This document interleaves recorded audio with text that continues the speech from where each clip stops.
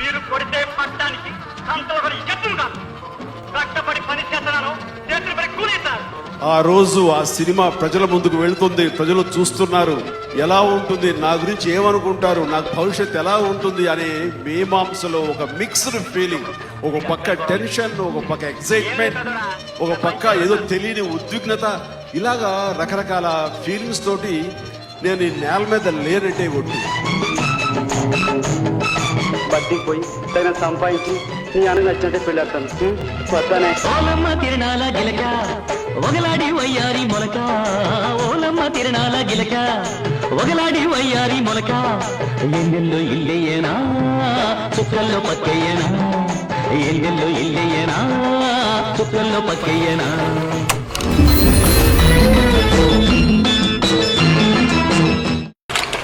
నా మొట్టమొదటి సినిమా ప్రాణం ఖరీదు రిలీజ్ అయిన రోజు. దేవుడు పొలం వెళ్ళిపోయాడా, ఇంకా తొంగనే ఉన్నాడా? ఆ ఊసరగాలండి. మీరు కొడితే పట్టడానికి సంతోషం ఎత్తులు కాదు. కష్టపడి పని చేస్తున్నాను, చేతులు పడి కూలీస్తారు. ఆ రోజు ఆ సినిమా ప్రజల ముందుకు వెళ్తుంది, ప్రజలు చూస్తున్నారు. ఎలా ఉంటుంది, నా గురించి ఏమనుకుంటారు, నాకు భవిష్యత్ ఎలా ఉంటుంది అనే మీమాంసలో ఒక మిక్స్డ్ ఫీలింగ్.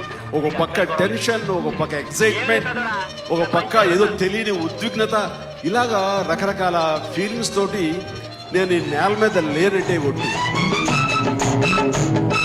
బట్టికి పోయి తగిన సంపాదించి నీ అను నచ్చినట్టే పెళ్ళాడతాను.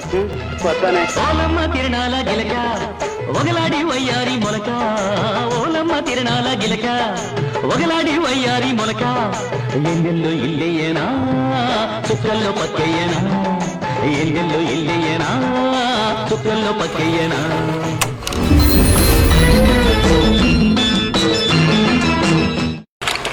నా మొట్టమొదటి సినిమా ప్రాణం ఖరీదు రిలీజ్ అయిన రోజు.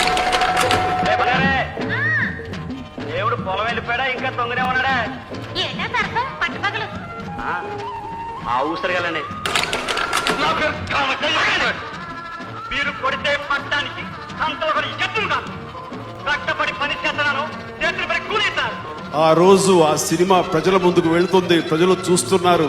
ఎలా ఉంటుంది, నా గురించి ఏమనుకుంటారు, నాకు భవిష్యత్ ఎలా ఉంటుంది అనే మీమాంసలో ఒక మిక్స్డ్ ఫీలింగ్. ఒక పక్క టెన్షన్, ఒక పక్క ఎక్సైట్మెంట్, ఒక పక్క ఏదో తెలియని ఉద్విగ్నత, ఇలాగా రకరకాల ఫీలింగ్స్ తోటి నేను ఈ నేల మీద లేనట్టే ఒట్టు. బట్టికి పోయి తగిన సంపాదించి నీ అను నచ్చినట్టే పెళ్ళాడతాను.